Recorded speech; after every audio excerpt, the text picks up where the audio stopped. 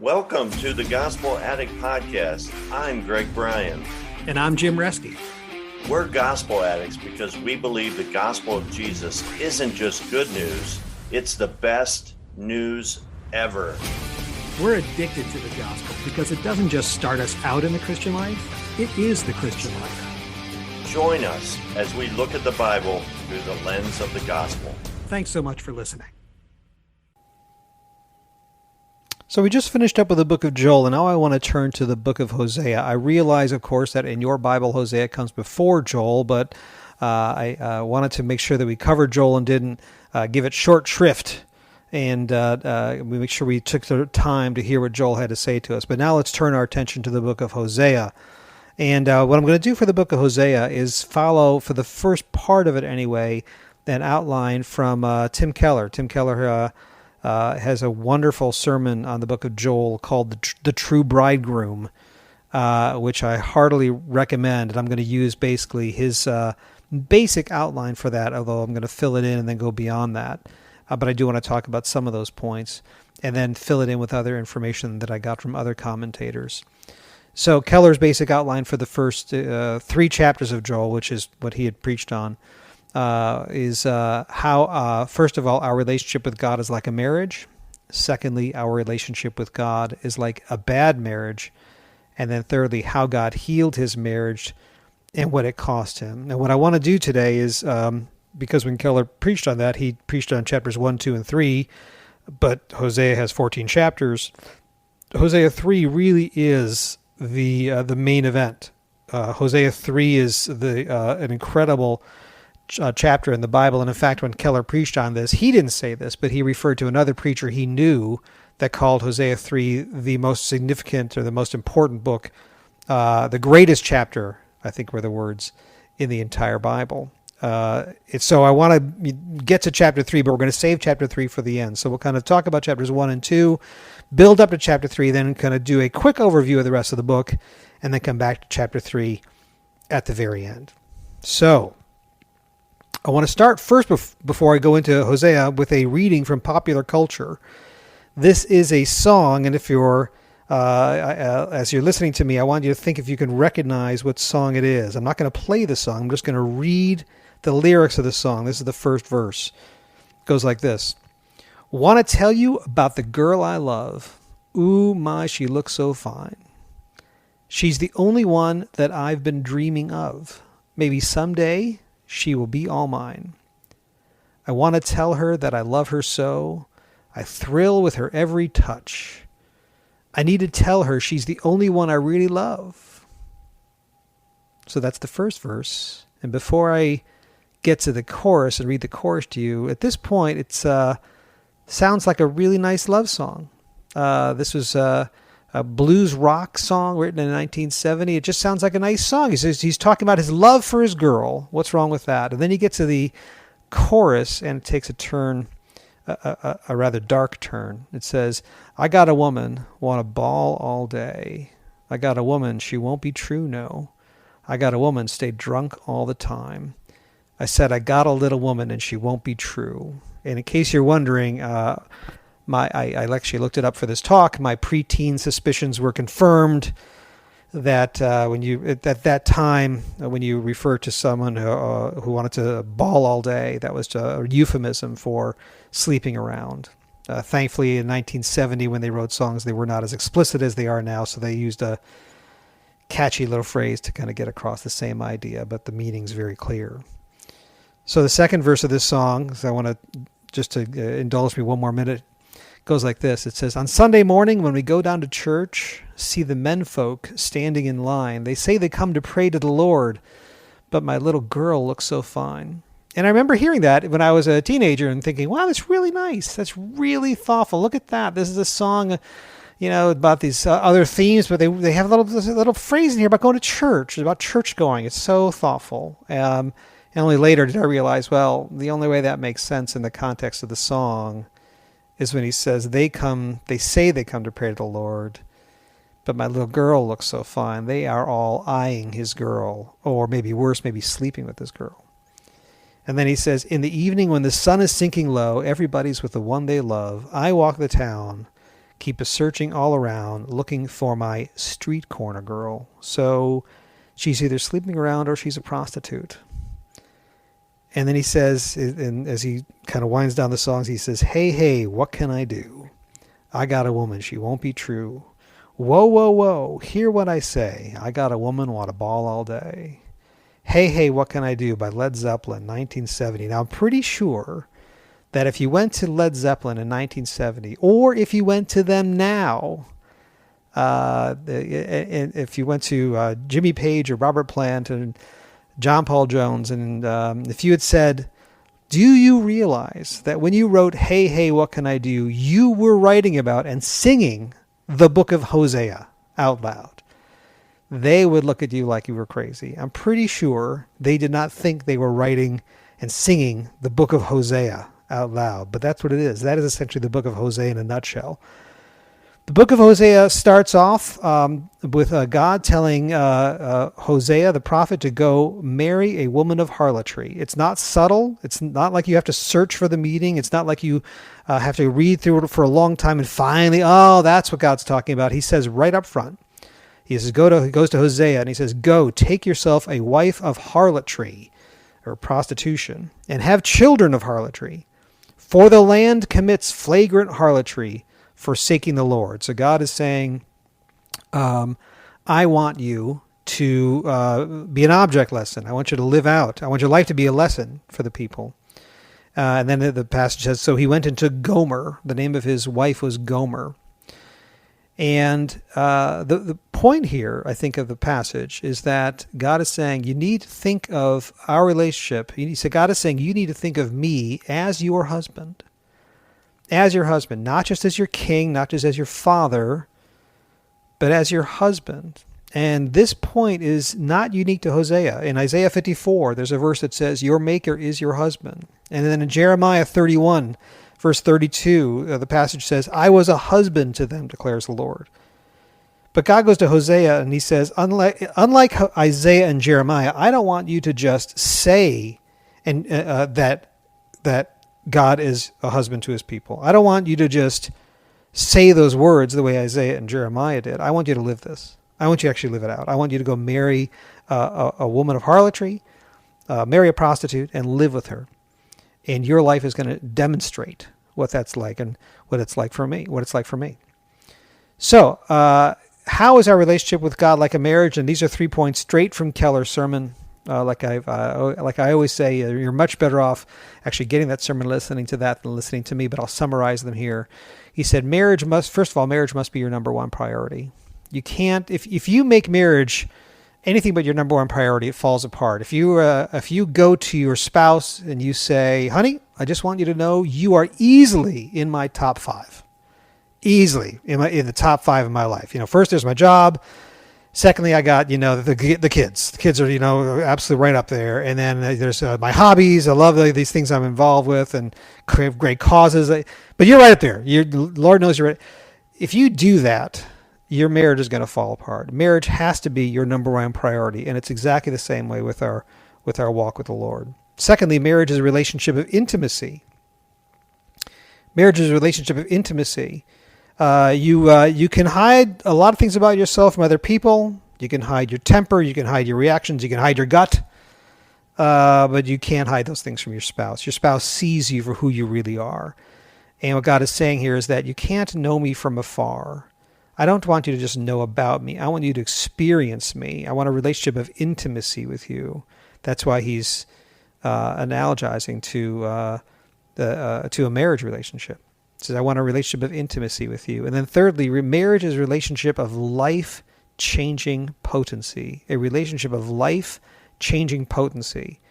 Your spouse has a massive power to define you and redefine you. Your spouses can heal and affirm you. So if other people say you're a failure and your spouse says, no, I love what you've done, you're a success in my eyes, that has unbelievable healing power and can really transform you.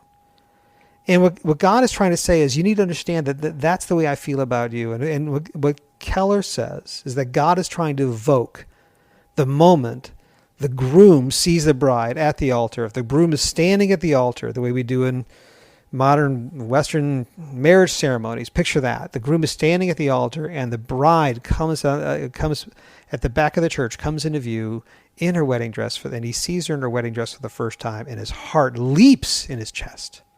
The groom's heart skips a beat, and he says, "Oh, my bride, my beautiful bride." And what he wants to do is run down the aisle to her, sweep her off her feet, and say, "I would lay down my life for you." You have to think of God looking at you and I like that. See, if you came in today thinking, and you started listening to this message thinking, God is my master and I'm his slave. God is my king and I am his subject. Then you end up saying, "Gosh, I failed you again. I'm so sorry. I screwed up again. It won't happen again. I'm so sorry." And you feel like the disappointment of letting down your king or your master. But you have to understand that God has this unbelievable aesthetic delight in you. That he looks at you and says, when I see you, my heart skips a beat. That's how much I love you. And if you see him seeing you that way, that has the power to really transform you and change you from the inside out.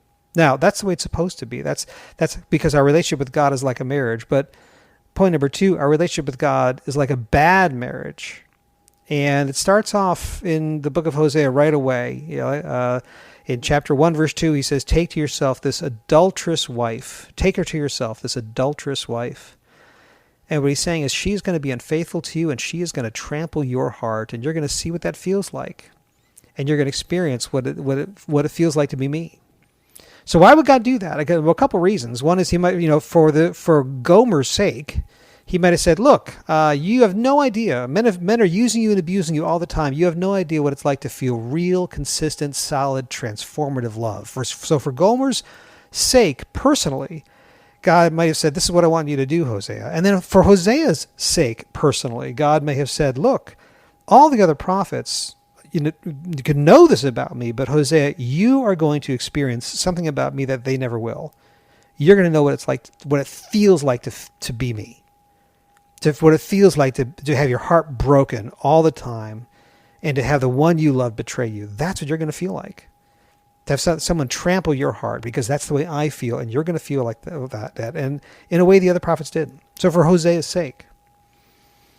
So, and the two of them actually have 3 kids together, and they're named. I'll skip the first one, but the second one is called "Not My Loved One." And the third one is interesting because the third one it can be interpreted a couple different ways in Hebrew. And in my translation, it says, "Not my people." In the passage, God says, "Name this one not my people because these people are not my people." But the Hebrew can also just be translated simply "not mine." Not mine. And you have to understand that the Hosea 1, 2, 3, Gomer, Hosea's wife, never stopped sleeping around.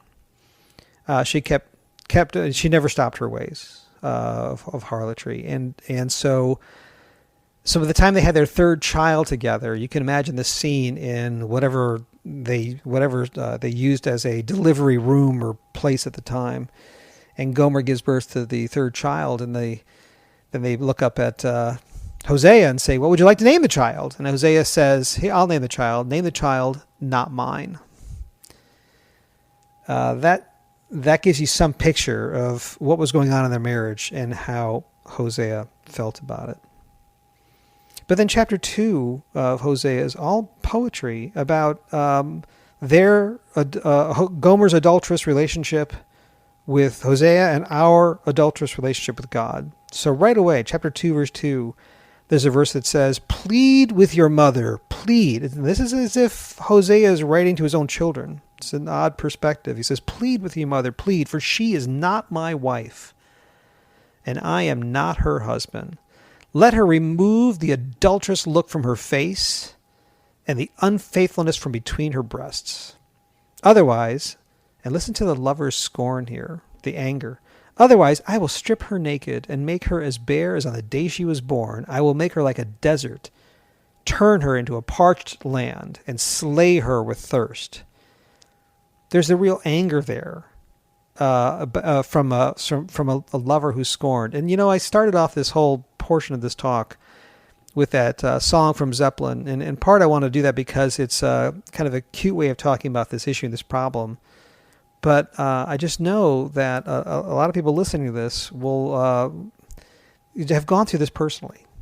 You've had a spouse that's cheated on you, and you know what that feels like. Or if you haven't had that experience, and fortunately there are those of us who have not, but if you haven't had that experience, you know people who do.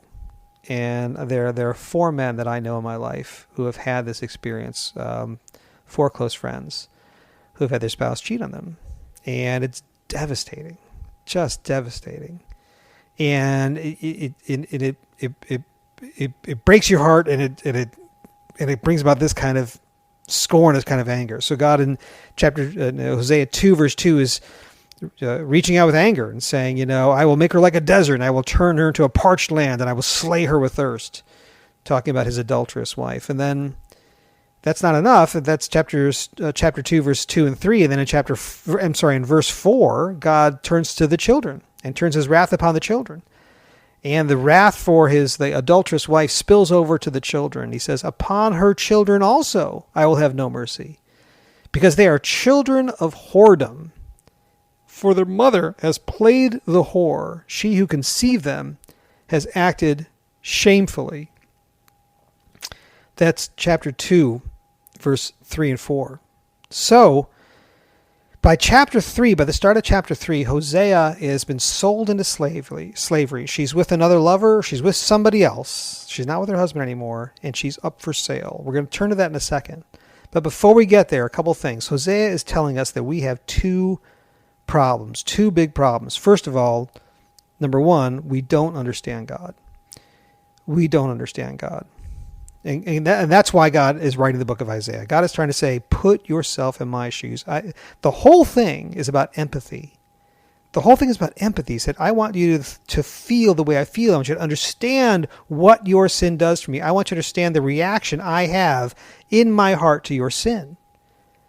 And we just talked about the book of Joel, and what God was saying in Joel was, I want you to understand my reaction to your sin, how that is akin to complete devastation of locusts or a military conquest of a country.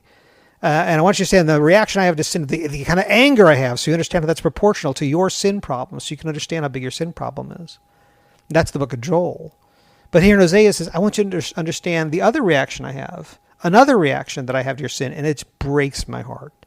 And that's the point. Sin is not just breaking God's law, it's breaking God's heart. And if you think of God purely as a king or as a master, you think, well, my sin makes him angry. If you think of God as a teacher, you think, oh, it makes him irritated. Just like when I broke the rules in school, the teacher got irritated by it. And you think that's your image of God getting, there you go again. He's irritated with our sin. But until you understand that our sin doesn't make him irritated, it breaks his heart.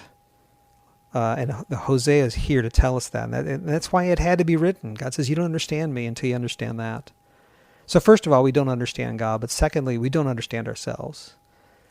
There's a theological controversy that I kind of skipped over when I first started talking about Gomer, and that is that some of the commentators say, I know it says, take her to yourself, this adulterous wife, but the commentators say, I'm sure she was pure as the driven snow on the day they got married. Because if not, then it's almost like God was commanding Hosea to go into a sinful relationship, and surely God would not have meant to do that.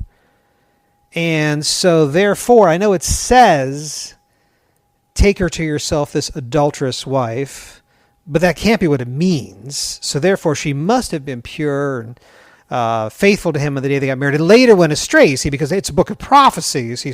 Those passages are prophetic passages talking about the way she was going to be. And I think if you understand that, first of all, you make an error saying somehow that it's sin to marry a sinner.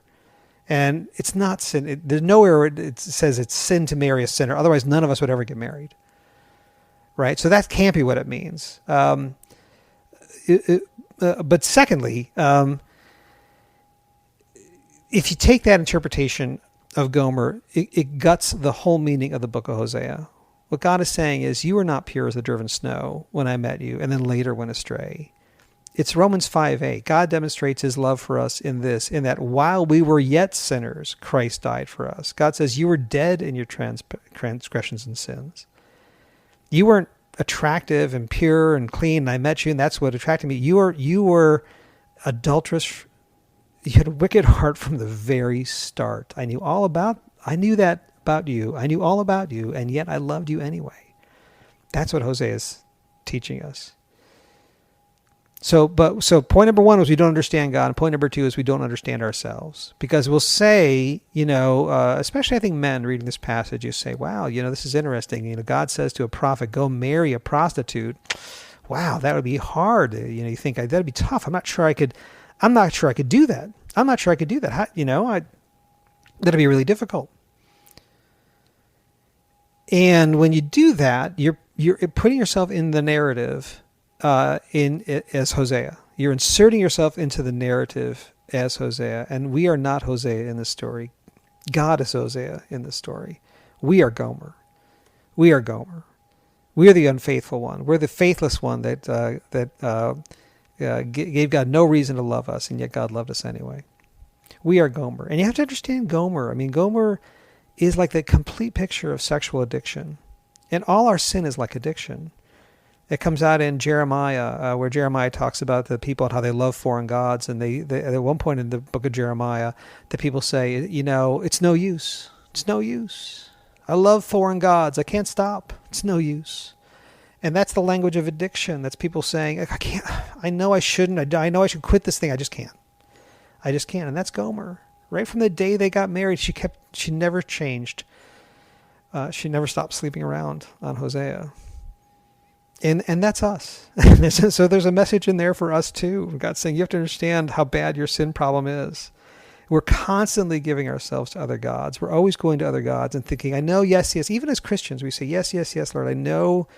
Yeah, you love me, and I love you, and I'm saved, and I'm going to be in eternity with you. But there's this other thing, and if I could only have this other thing, then my life will be complete. We're constantly giving ourselves to other gods. God's, the thing is, all our other lovers say, give yourself to me. Climb the ladder up to me, and I will reward you. And for a time, that can happen. They can reward you. But there's only one God who says, I gave myself for you. I climbed down the ladder for you. Every other God that we give ourselves to says, kill yourself for me. And there's only one who dies for us in our place so that we may live. In fact, there's another passage here. Someday we'll talk about that in Ezekiel 16. And Keller preaches on this in an amazing sermon called God Our Lover. And there's a passage there in the verse that says, all these other gods you give yourself to, at some point they will turn and hack you to pieces. All the other gods will betray us. And that is what's happening to Gomer. She's given herself to these other gods. She thought they were doing something for her, and maybe for a time they were. But by the time you get to chapter 3, she's in slavery, and she's up for public auction. So, how's God going to resolve that? Hold that thought. We're going to come back to chapter 3. But first, a quick flyover of the other chapters in Hosea, the rest of the book. Because understanding it as a marriage relationship really is the way to understand chapters 1 through 3. But there's another way to understand the rest of the book, and that's really using a legal analogy. So the chapters 1 through 3 was about the prodigal wife, and the remaining chapters are about the prodigal people. And that is the message of judgment, and the message of judgment in chapters 4 through 10, and then in chapter 11 through 14 to the end, a message of restoration. And in the message of judgment, really it's a legal analysis. There's the indictment, the verdict, the plea, the reply, the crimes, and the judgment. I'm going to read that list again. The indictment, the verdict, the plea of Israel, the reply of the Lord, the crimes of Israel, and the prophecy of judgment. So we'll fly over those very quickly. I'll give 1 or 2 verses for each, because then after that comes the message of restoration, and we'll turn back to chapter 3. So, the indictment. This is Hosea 4. And a verse for this is Hosea 4, verse 6a. My people are destroyed for lack of knowledge. Because you have rejected knowledge, I also will reject you from being my priest. And Bible study like the one we're doing now, for me personally, studying the Word to do this Bible study or the podcast, are a way to say, I don't want this passage to be true of me. I don't want God to say, look, you're destroyed for lack of knowledge. But it's clear that God does not just want head knowledge. If you look at a verse like Jeremiah 9, verse 24, Jeremiah 9:24 says, let him who boasts boast of this, that he knows and understands me. Not just knowing me, not just knowing about me, God says, I want you to understand me as well. And that's really the point of the book of Hosea. It's not just filling yourself with head knowledge. I want you to feel what it's like to be me. Let him who boasts boast of this, that he knows and understands me. But this verse is a big indictment. My people are destroyed for lack of knowledge. Secondly, the verdict in Hosea 5. And I'm going to read Hosea 5, verse 15. I will go away and return to my place until they acknowledge their guilt and seek my face. In their affliction, they will earnestly seek me. So God says, I'm going to bring affliction, but there's a point to it. There's a reason for it. It's there to bring you to repentance. But that's the verdict. So that's the indictment and the verdict, and now the plea. And the plea of Israel is bittersweet. I'll tell you why. It's in Hosea 6. And it starts like this. Hosea 6, verse 1. Come, let us return to the Lord, for he has torn us, but he will heal us. He has wounded us, but he will bandage us. That's Hosea 6, verse 1. And then I'm going to skip and read Hosea 6, verse 3. And this, for a long time, was my favorite verse in the Bible. I actually had this on a plaque on my desk in college. Hosea 6, 3. So let us know. Let us press on to know the Lord. His going forth is as certain as the dawn, and he will come to us like the rain, like the spring rain, watering the earth. So beautiful, so beautiful. A call to spend your life knowing the Lord. Let us know, let us press on to know the Lord. And the reliability, the dead certainty, says his going forth is as certain as the dawn, and the beauty, the picture, the refreshment that comes from knowing him. He'll come to us like the rain, like the spring rain watering the earth. So it's so beautiful, right? And this is the plea of Israel. It's in their voice saying, come, let us return to the Lord. But it's bittersweet because there's really no record of there was any kind of revival like this in the northern kingdom at all. And so what Hosea was doing is he was writing the script for them. He was saying, these are the words you should say. These are the words you should be saying, if only you would. But they didn't. They never did. They're beautiful words, saying, let us return to the Lord. He'll come to us. He will. But they wouldn't do it, and they didn't. So that's the indictment, the verdict, and the plea. Now, the reply of the Lord. This is Hosea 6, verse 4. Hosea 6, verse 6. Famous verse. He says, for I delight in loyalty rather than sacrifice, and in the knowledge of God rather than burnt offerings. And in other versions, they translate it slightly differently. In the New International Version, it says, I desire mercy and not sacrifice. And in the English Standard Version, it says, I desire steadfast love and not sacrifice. But either way, you get the idea. It's another indictment. God says, I don't want you going through the motions of religion. I don't want you just giving me burnt offerings. I want your heart. He says, I don't want just head knowledge. Think of the verse we read earlier about, people perish for lack of knowledge. I don't want just head knowledge. I want a changed life.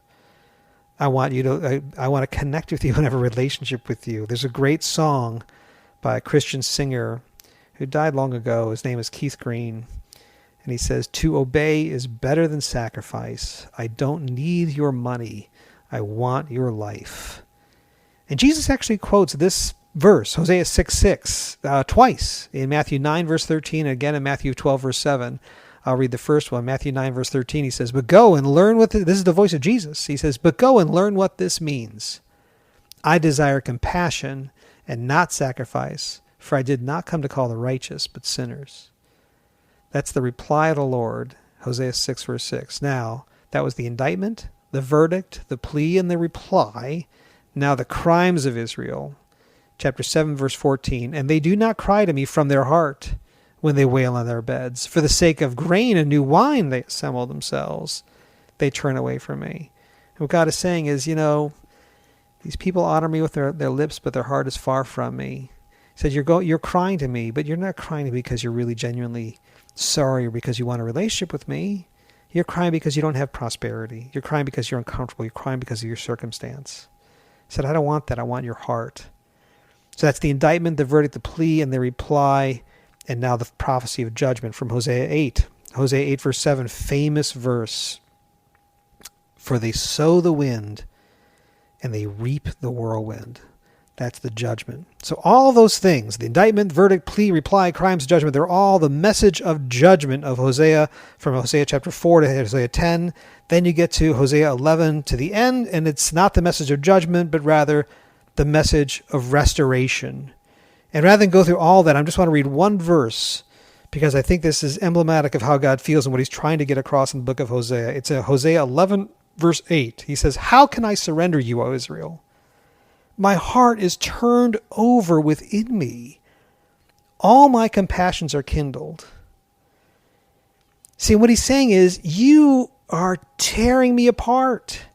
I'm a just God. I've got to punish disobedience, but yet I'm a fully loving God. I love you, and it's exactly like that song I played in the beginning, like about how someone is just torn apart by a lover who's betrayed them. So that outline we just went through is actually from the Ryrie Study Bible.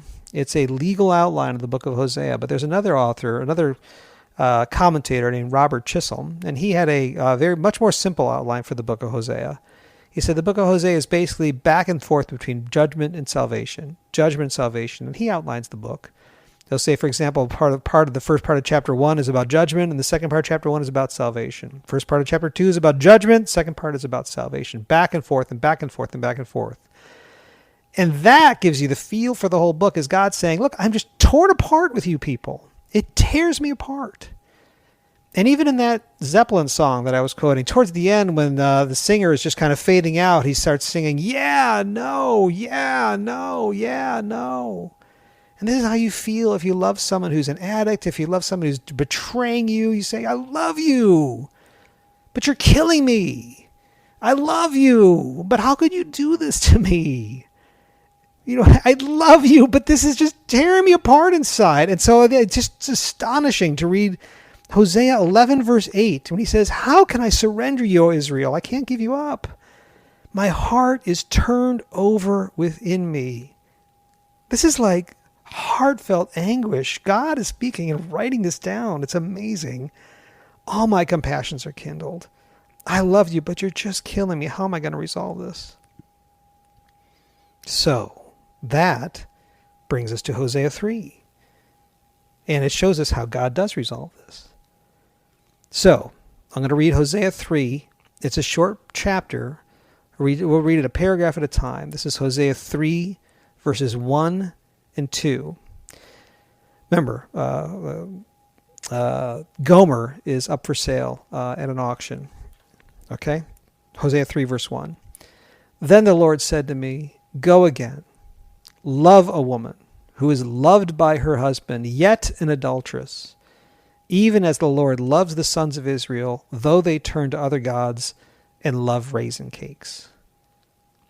Verse 2, so I bought her for myself for 15 shekels of silver and a homer and a half of barley. Okay, a couple quick notes before we get to the meaning of this.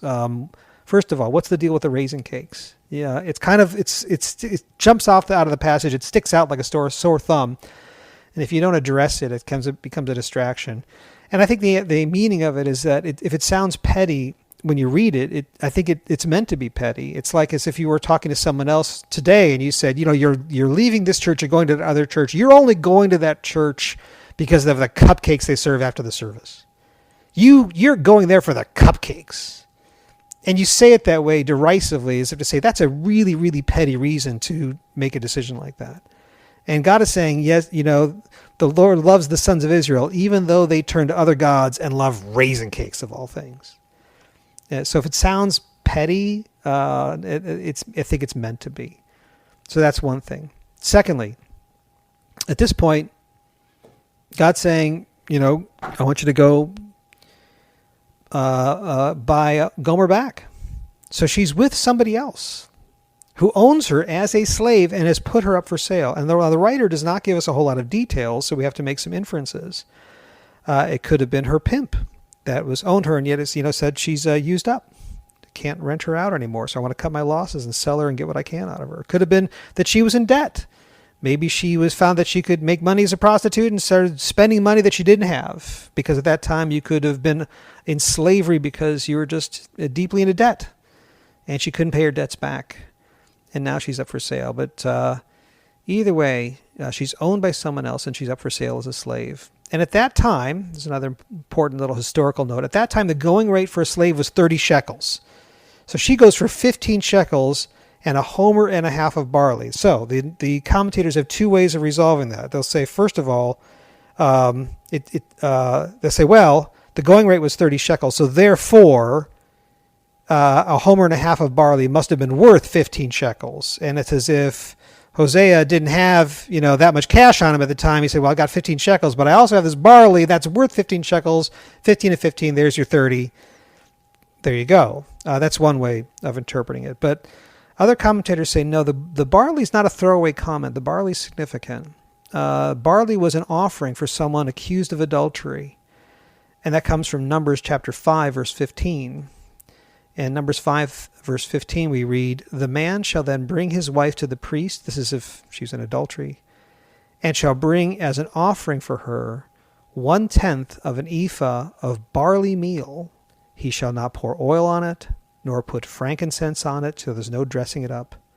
For it is a grain offering of jealousy, a grain offering of memorial, a reminder of iniquity. So the barley is not just making up the 15 shekels he didn't have in his pocket, and it's not just a throwaway comment, it's meaningful. It's there because it's an offering for adultery. Now, when Keller preached on this, he paints a great word picture, and I'm going to take it and kind of run with it. He says, if you think about the way this culture would have worked at the time, from what we know, an auction like this would have taken place in the town square. So it was a very public auction, and to get a slave like this, she would have been stripped naked, because if you're bidding on her, you have to know what you're getting. And so if she's in that situation, and remember, we are Gomer in the story, right? So think of yourself that way. What would you do if you're like, I'm in the public square and I'm stripped naked? You're going to clench your eyes close as tightly as you can, because it's the only dignity you have left. And you say, okay, brace yourself, because now you're going to find out what you're really worth. So she would have been standing there in the public square, naked and ashamed, eyes closed, and she would have heard voices. For her, 2 shekels, 3. And then somewhere in the bidding, she would have had to have heard another voice calling out 10 shekels. And she would have said, wait a second, I know that voice. That voice is my husband. What is he doing here? After everything I've put him through, what is my husband doing in the bidding? And you have to think that when Hosea comes to the public square and he's bidding for her, these are not big cities. You remember, these are fairly small towns. He's probably bidding against guys that have slept with his wife. And they would have looked at him and said, you? What are you doing here? What kind of humiliation? What are you doing here? 11 shekels. And Hosea would have looked at him and said, I know. Make it 12. And they would have said, you are some kind of idiot to still be loving her like this. I don't get it. 15 shekels, but that's it. That's all she's worth, not a penny more. And Hosea would have said, okay, 15 shekels, I'll match your 15. And I'll throw in some barley. And this is pure speculation on my part, okay? Not pure speculation. You could hear the auctioneer running the auction saying, barley? We don't really take barley around here. And Hosea is saying, yeah, I know, but I've got my reasons. Sold to the man with 15 shekels and some barley. And then in the next verse, he gets a chance to talk to her. But before he walks up and talks to her, he would have walked up to her, having won the bidding, taken off his cloak, wrapped it around her immediately to cover her shame, and then been face to face with her and had a chance to speak with her. And maybe he hadn't seen her in years. Maybe he had a chance to talk to her in years. And so what do you think he says the first chance he has to speak to her? What does he say? Does he say, Gomer, you're mine now. I bought you. I own you. Now you're gonna pay. Is that what he says? Does he say, for everything you dragged my heart through, do you know you're going to stand here and listen, and you're going to feel what I feel. You're going to feel my wrath and my fury. You're going to pay. I want you to know what it's like. Does he do that? Hosea 3, verse 3, he speaks to Gomer. Hosea speaks to Gomer, and he says, then I said to her, you shall stay with me for many days. You shall not play the harlot, nor shall you have a man, so I will also be with you. And the commentators say what he's doing there is he's speaking to her with words of restoration. He says, I want you back. You're going to have to change. You're going to have to change. But I want you back. And part of the interpretation of that, part of the reason the commentators say that is the beginning of Hosea 3. And the Lord says, when God gives him the command to go to the public square, he does not say, go down to the public square and buy back Gomer as your slave. The command the Lord gives to him at the beginning of chapter 3, he says, then the Lord said to me, go again, love a woman. Go and love her again. So when he had a chance to say to her face to face there for the first time, one-on-one, he says, you're going to stay with me. I want to build a home with you again. I don't want you as a slave. I want you as my wife. And it evokes a memory of the prodigal son, when the prodigal son is running back in Luke 15, running back to who's gone astray, the younger brother who's gone astray. And he's running back to the father, and he's practicing his speech, and he says, I'm not worthy to be your son. I'm just going to be your slave. And finally he gets in front of his father, and the father runs down the road and kisses him. And kissed him. And the son delivers a speech. He said, Father, I've really screwed up. I've really messed up. I'm not worthy to be called your son. I just want to be your slave. And the father says, no, I don't want a master-slave relationship with you. I want a father-son relationship with you. And the same exact thing is happening in Hosea 3. Hosea is saying, I own you. I could demand a master-slave relationship with you, but I don't want that. I don't want a master-slave relationship with you. I want a husband-wife relationship with you. I'm the husband. You're my bride. Now, there's no record of Gomer at all after verse 3. There's no record that she went back to her ways of harlotry. And so you have to there's just conjecture, really. But I like to think that to be consistent with the rest of the book, to be consistent with the meaning of the rest of the book, that the two of them would have stayed together. They would have built a home together. They would have grown old together. So I like to think that when I'm in glory, and when I'm in that great receiving line of all the minor prophets, meeting one after the other, meeting Obadiah, meeting Amos, meeting Joel, how you doing? Shaking their hands, nice to meet you.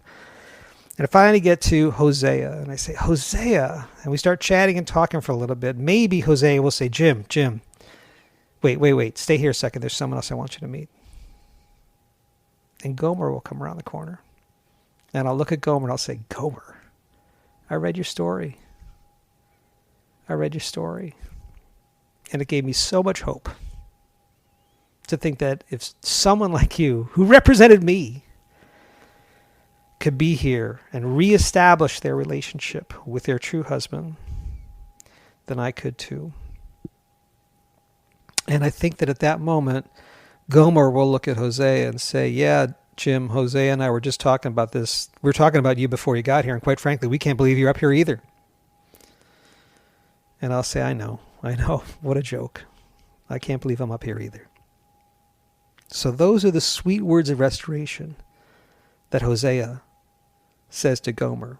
Now, right after that, all of that is meant to be a buildup of the words of restoration that Hosea says in the next few verses. So Hosea chapter 3, verse 4, here's what Hosea says. Right after he speaks those words to Gomer, he says, "For the sons of Israel will remain for many days without king or prince, without sacrifice or sacred pillar, and without ephod or household idols. Afterward, the sons of Israel will return and seek the Lord their God, and David their king, and they will come trembling to the Lord and to his goodness in the last days." So, there's a huge theological problem, actually, in the book of Hosea. And the theological problem is that Hosea is supposed to represent God in this story. But where did God ever come into the marketplace? And at great cost to himself, go through the humiliation and the pain and buy us back. Where did that ever happen? And the key here is the reference to David in Hosea 3, verse 5. Because it says, "Afterwards the sons of Israel will return and seek the Lord their God and David their king." Now there's nowhere where there's prophecy or commands to say that in the end of time or in a future restored heaven and earth or in any other time in the future that we're going to worship not only God but also David. We're not going to worship David as an equal to God. So this is not a reference to David. This is rather a reference to someone who was to come, the son of David, who was going to sit on that throne. And we know that because Peter talks about that in Acts chapter 2. So just like when we looked at the book of Joel, the second chapter of Acts, Peter was illuminating for us what Joel was really talking about. Now, in the second chapter of Acts, Peter illuminates this idea of what it means that David is going to be on the throne. This is the Acts chapter 2, verse 29 through 32. Acts chapter 2, verse 29. Peter says, "Fellow Israelites, I can tell you confidently that the patriarch David died and was buried, and his tomb is here to this day. But he was a prophet and knew that God had promised him on oath that he would place one of his descendants on his throne. Seeing what was to come, he spoke of the resurrection of the Messiah, that he was not abandoned to the realm of the dead, nor did his body see decay. God has raised this Jesus to life, and we are all witnesses of it." The reference here to David is the reference to the true and better David, the son of David, who would pay a huge price to buy us back.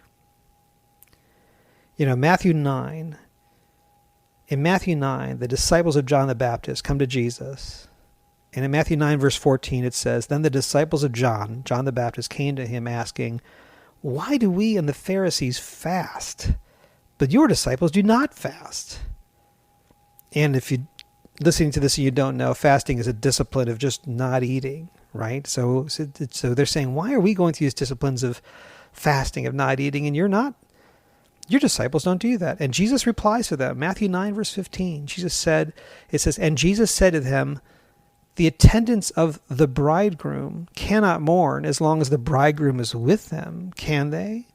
But the days will come when the bridegroom is taken away from them, and then they will fast.'" And I'll bet the disciples of John fell over in their tracks. And they would have said, wait a second. You're the bridegroom. You're the husband. You're the husband Isaiah talked about. You're the husband Jeremiah talked about. You're the bridegroom. You're the husband that Hosea lived out. And Jesus would have looked at them and said, "I am." He is the bridegroom. He is our husband. Jesus paid the price to buy us back from all of our enslavements, all the things we're addicted to. Jesus is the one who comes into this world, bears our shame, and at great cost to himself, cloaks us with his righteousness so he can bring us home. And that is the gospel according to Hosea. Thanks for listening to this episode of the Gospel Addict Podcast. Feel free to contact us via email at gospeladdictpodcast@gmail.com. Stay tuned for our next episode, and remember, on your worst days, you're never beyond the reach of God's grace, and on your best days, you're never beyond the need of God's grace. See you next time.